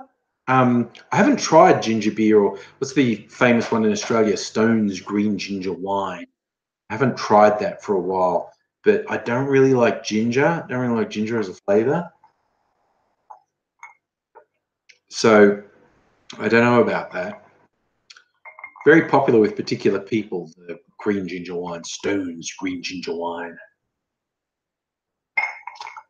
Right. I think I do need to try this. All right. Where is it? God, where is it? Is it this one? It's kind of red. Isn't this weird? My brain's gone blank. This is because of the color of the rock candy. It's gone red. My brain went blank and I didn't even know which was. Alexander, when's the election special live stream? When the election's on. I can't do it before. Well, I could try and do it before then. All right. Oh, yeah, that's tequila. So we get my red tequila. You're going to come back up here, Mimsy? second Cointreau drink. Right? Oh yes, sake. Sake would work. I'm not a huge sake drinker, but I love putting coloured rock candy in clear spirits, and sake is a clear spirit. And I'll put a little bit of lime in there because that's traditional. Got my lime. Put the lime in the coconut and drink it all up. Put the lime in the coconut. Put the lime in the tiki glass. Yes, just want to get drunk. Do. Just mix it. I'm not bothering to put it in. Because there's such a huge block of ice in there, it's still. So it's that nice color because of the red tequila. Like, smells pretty good. I mean, you have to like the smell of tequila, quite honestly. But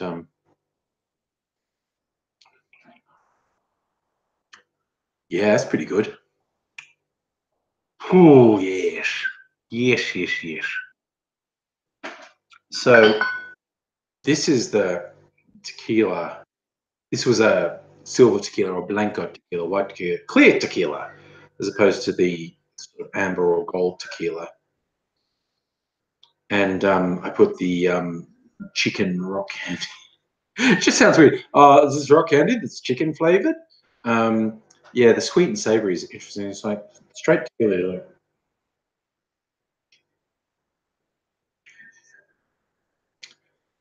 It's pretty good, actually. It's made it a really interesting flavor. It's not bad just by itself, but yeah, mixed with some Cointreau and lime juice. How little boys. I'm looking at Mimsy's just down there looking at. When I went into the next room to get my mail, my other cat Shadow was in there. I was tempted to grab her and bring her in here because she won't come in on her own. I'd have to carry her, and she'd probably fight me all the way. So I left her where she was. Mr. Gonzo, hello to you in Orlando. So, yes, dude, you're here for the last 20 minutes. That's good to see you. Actually, on my second cocktail. This is tequila one. And Mimsy's going to come back. Yeah, come on, come back. Come up here. Come up here. You know your public wants to see you. Ah, you're doing Disney World in Orlando. Nice, for Valentine's Day. Just saying earlier, Mrs. Angry and I actually had a little Valentine's Day cake date last night, Valentine's Day Eve. It was a very spontaneous thing because we didn't have kids to worry about yesterday. And come up here. Come up here. People like to see you. You're very popular. Yeah, so we just had a spontaneous, let's go out and get some dessert last night, which was quite nice, you know, a bit of cake, I think. Luke, did I block all the trolls? I haven't had such a problem with the trolls lately. You know, it's just the same old ones that are obsessed about me. I had the thing a couple of weeks ago because they were upset about the Gillette thing. Yeah, look, we haven't really had trolls in the last couple of streams. Had one or two people make a half-hearted attempt, but then they actually engaged. There was one who popped up right at the end of one of the streams. They were just being a jerk and just being really boring. It was really funny because the one who was in on Tuesday night, so I just want to talk about stuff, like they you know, wanted to discuss things because they disagreed with things. I'm fine with that. But when we're talking about the whole Liam Neeson wanting to kill a black dude thing, it's like, it's funny. It's like, if someone is actually willing to like properly debate and properly discuss things, I'm all for it. Mostly because in the vast majority of cases, if someone disagrees with me, I'm going to cream them in an argument. Because if someone's smarter than me, they're probably not wasting their time arguing on the internet. That's usually the first thing. Someone wants to argue on the internet, okay, they're probably not going to challenge me intellectually. So as soon as they want to debate, if they're going to debate in good faith, I'm all for it. I'm a cream. Like this guy is like peddling that, that tired old line about, oh, he might have done a racist thing, but I forgive him because I like his movies. Like people, defend R. Kelly. Look, maybe he has decades of sexually abusing young women and girls. I like his music. It's like, fuck you just don't care about that. You don't care about the racism. You don't care about the sexual abuse because there's always something that you'll care about. Because everyone has a threshold. Everyone has something that they won't forgive, and people pretend that they're like, oh no, I judge people. No. There's always something that you won't forgive, and that's as it should be. There is stuff that you should not let people get away with. There is stuff that people shouldn't get a free ride on. But people who pontificate and go, oh no, I judge by their art, not by their action. Fuck off. It's like if you're saying I'm not judging based on that person's racist actor, and it's like, no, you just don't care. You don't care about racism. You're throwing people who are the victims of racism under the bus. You just don't care. And yeah, this guy on Tuesday, Luke, I didn't want to really go off at the guy, but I just say, like I said, the example is if the actor was turned out to be like a child rapist and murderer, he's still going to say, well, they still should have a career because they're a good actor, even though they're raping and murdering children. You're not going to defend that. So when you defend other stuff, it's just because you don't think that's important. Oh, Chronic, Mel Gibson is an interesting one because, yeah, he's an obnoxious bigot and he's a domestic abuser. Like, he's an awful fucked up person, but he's a really quite gifted filmmaker. Yeah. So, I mean, I grew up with the Mad Max films. I was really into Mel Gibson because of Mad Max. That was probably my first obsession with movies, was Mad Max movies. And he is just an arsehole. He's a troubled person. He has trouble with alcohol and other substances, I think, but that isn't an excuse. He's terribly racist and he's violent and a domestic abuser. Like, these aren't even accusations. These are established facts. These are things he said and done. Yeah, but you can also go, well, you look at how he crafts films. He is definitely among the better filmmakers out there. He can make a very good film, and I don't mean as an actor, I mean as a director. He can craft a very good film. He's a horrible person, and there's no people like redeem Mel Gibson. Like, what was he's in that Father's Day or whatever? That comedy with Will Ferrell, and it's like, we don't fucking need to redeem Mel Gibson. With all the people say, oh, but they're a genius and they're this, and I'm not necessarily talking about Mel Gibson here. It's like, Jesus fucking Christ, these artistic geniuses who are complete assholes. Like, look at the quality of the work, but them being an asshole has probably derailed the careers of dozens of people who all could have created great art if this asshole didn't fucking destroy their career. Yeah, see, that's it. Mad Max the Road Warrior with the dog. The original Mad Max I really like because it's really bleak.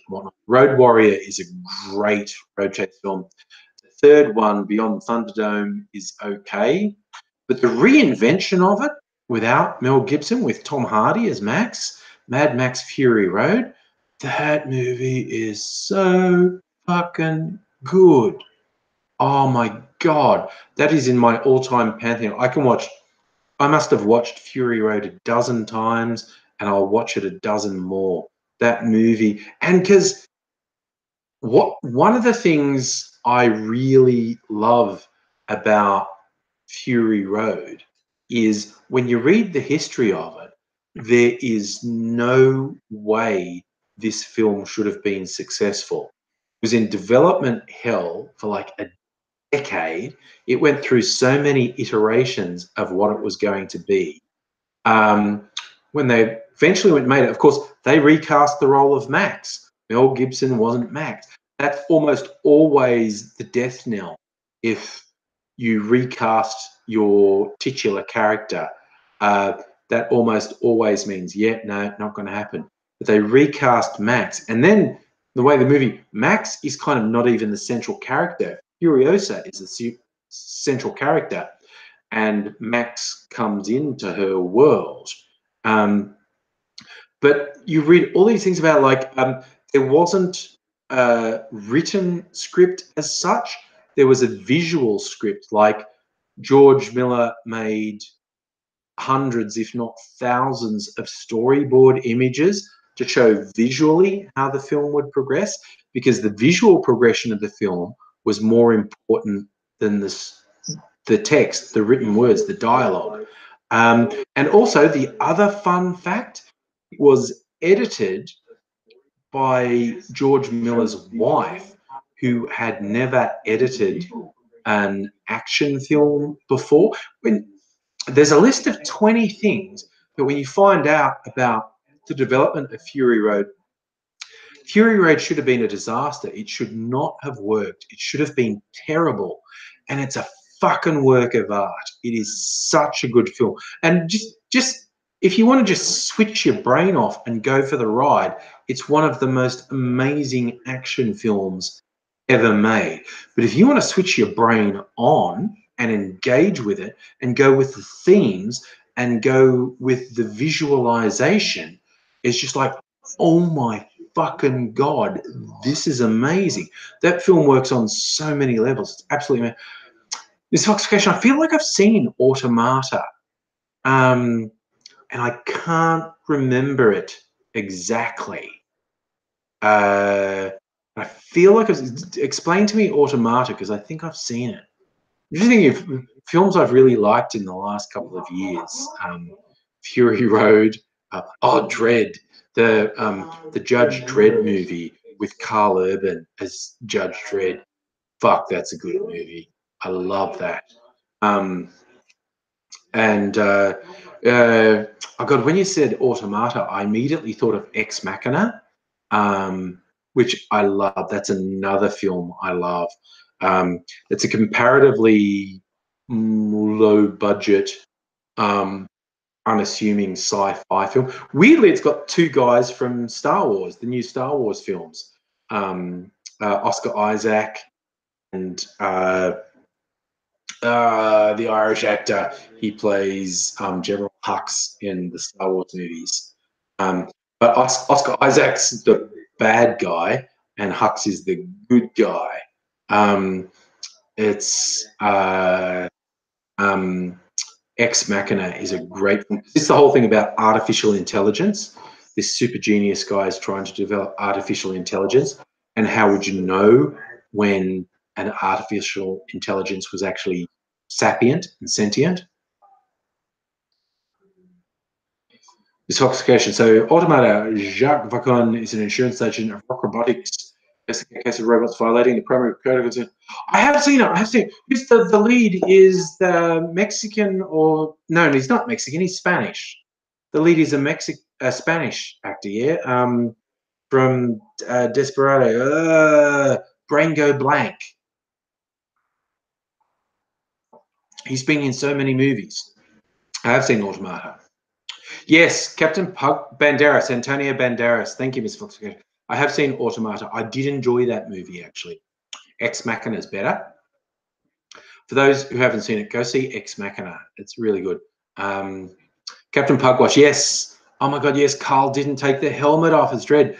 The terrible 90s Judge Dredd movie with Stallone. Actually, I had one or two good elements in it, but they had this thing, because I was really into the Judge Dredd comics in the 80s. And the big thing is Dredd never takes his helmet off. You never see Dredd's face. But Stallone played Dredd, so you have to see Stallone. They took the helmet off. But Carl Urban never took the helmet off.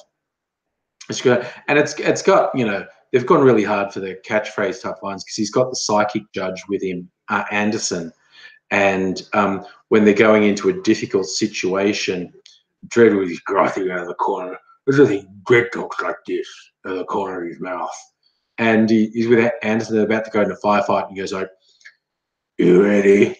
And she says really nervously, she says yes, and he goes, "You don't look ready." And they do that 2 or 3 times with him saying, "You ready? You don't look ready." And then right at the end, where she's been through all manner of shit and come through it, she's actually saved Dredd's life at one point, and they're going in for the final firefight, and she's just like bruised and bloody, and she's got a shotgun, and Dredd just got his gun and looks at her and goes, "You ready?" And she just goes, "Yeah," and he just looks at her and goes, "You look ready." It's just like, he's so fucking good. Chronic, yes, I've seen Altered Carbon. Did you like it? I thought I might rewatch Altered Carbon at some point, because I thought Altered Carbon, that's a Netflix series for anyone who hasn't seen it. I thought Altered Carbon had a shit ton of really good stuff in it. I think it's probably worth a rewatch. Oh yes, Captain Pugwash, agree completely. Lena was a great, the villain Mama, and she was a great villain because she was born into poverty and exploited and trafficked into sex work, and then she fought back against her pimp, and she rose through the crime ranks to become basically the most terrifying crime boss in Mega City 1. And it's great because there's some sympathy for Mama, because she's a product of her environment and she's risen to the top by absolute ruthlessness. But Dredd can't concentrate. There's a great bit when she's been trying to turn everyone against Dredd, and he's working his way up to her, and he gets on the public address system and just says, like, he's coming to get her, and goes, "Mama is not the law. I'm the law." It's like, and Mama's just going, "Fuck you, dude." And even right to their final face-off, she never capitulates, she never folds, she never begs. The final face-off is a big, "Yeah, you know what? Fuck you, dude." And she is very good. They're all good. Basically, everyone in the Dredd movie is good.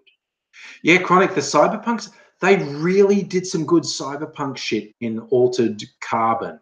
Yeah, Captain Pugwash, that sums it up. It's noir and sci-fi. Oh, okay, you didn't like it. You didn't like it. That's fair. That's fair. I don't think Altered Carbon was perfect. I feel like I want to rewatch it at some point. I actually really enjoyed a lot of the stuff because, brief précis, Altered Carbon is many centuries in the future, and some of the technology exists is your brain can be downloaded into a clone and all this sort of thing, and they explore a whole bunch of ethics about cloning and artificial intelligence and whatnot. Yeah, look, again, Pugwash, you're probably right that it's got huge plot holes. Like I said, I want to rewatch it. Yes, Mofo Science, speaking about female crime bosses, as you say, in the 1920s in Australia, the 2 biggest crime bosses were women, Meg and Tilly. There was this really funny technicality in the law that it was illegal for men to run a brothel, because there was an explicit law that said men couldn't make their living off, you know, prostituted women. But the law actually explicitly said men couldn't do it.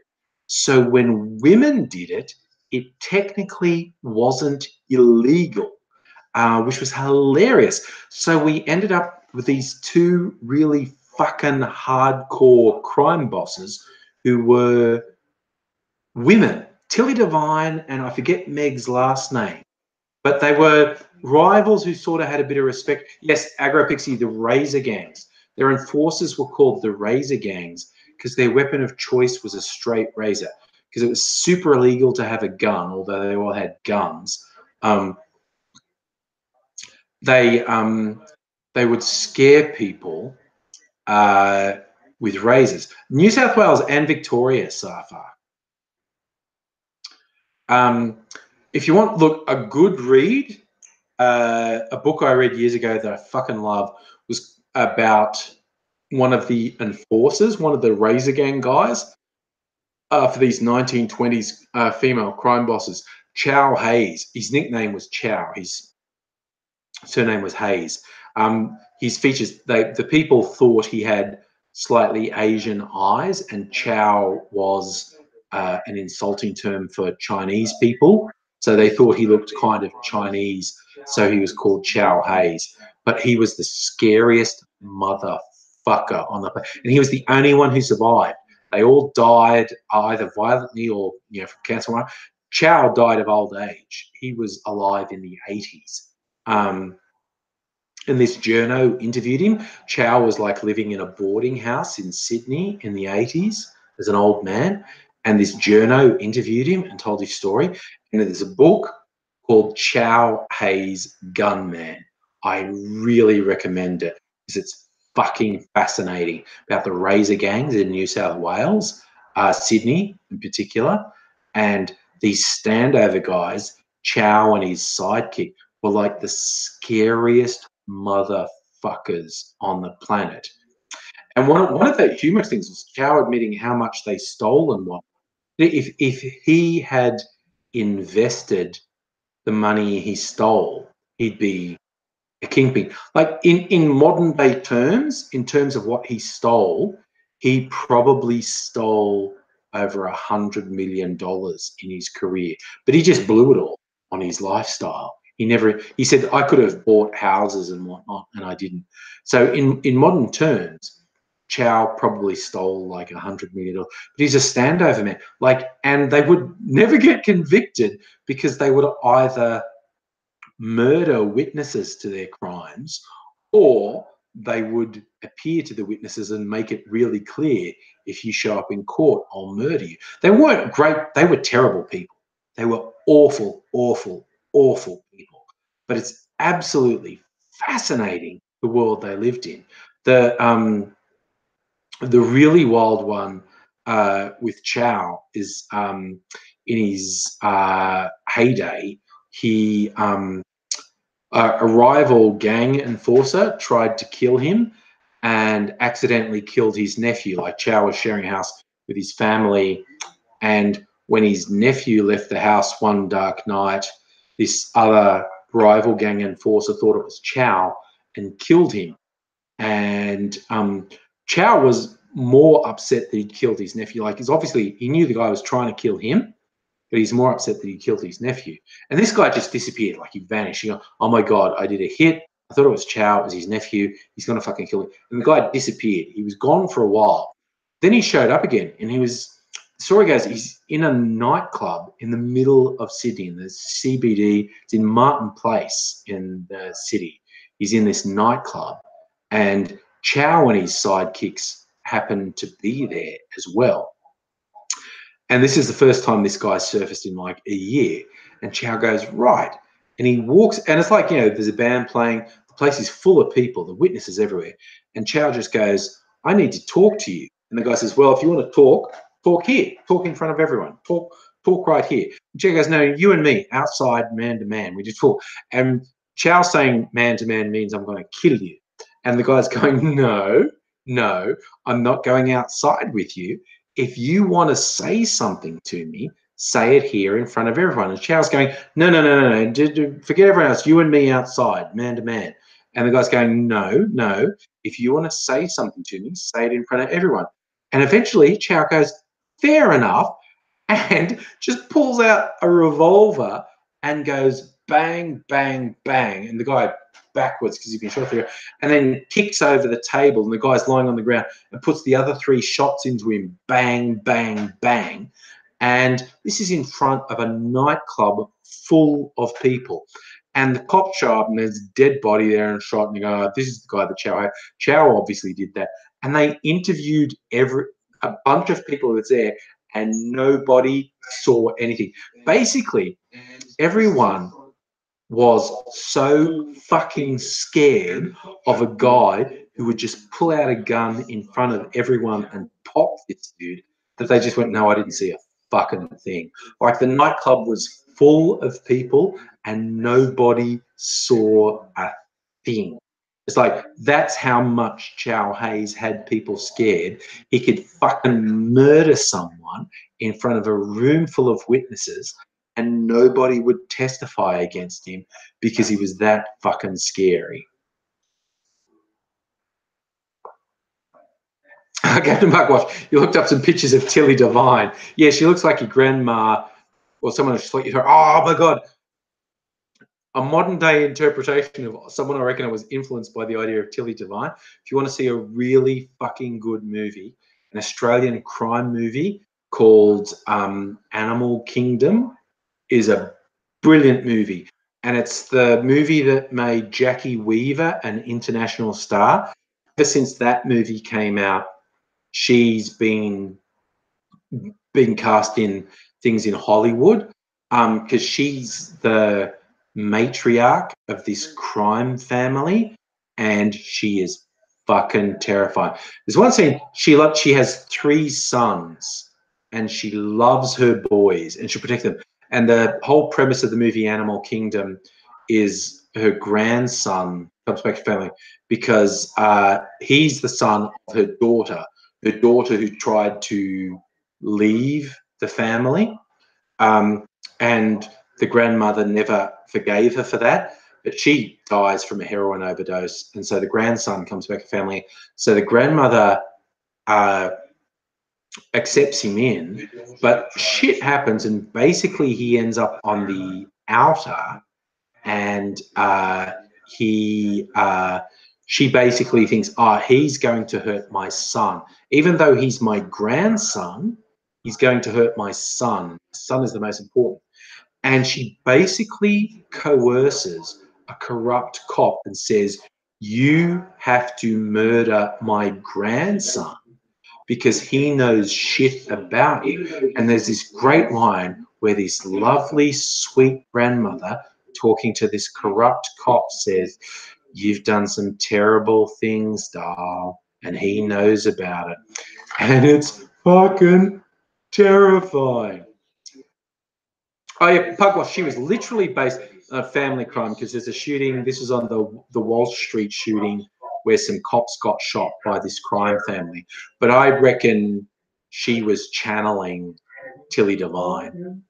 You're right that she was literally based on a Melbourne crime family, and there's a bit where they shoot some cops, and it's based on the Wall Street shooting where some cops got shot. But Animal Kingdom is a fucking brilliant movie, and Jackie Weaver, terrifying. Just this line where she says to this cop, you've done some terrible things, doll. She's like this sweet little grandmother, and she's basically blackmailing a cop into murdering her own grandson. And it's fucking terrifying. And she is amazing. I can't remember that family's name, Captain Pugwash, but yeah, Animal Kingdom is loosely based on a Melbourne crime family. But yeah, Jackie Weaver is absolutely amazing. And also, just technically, the film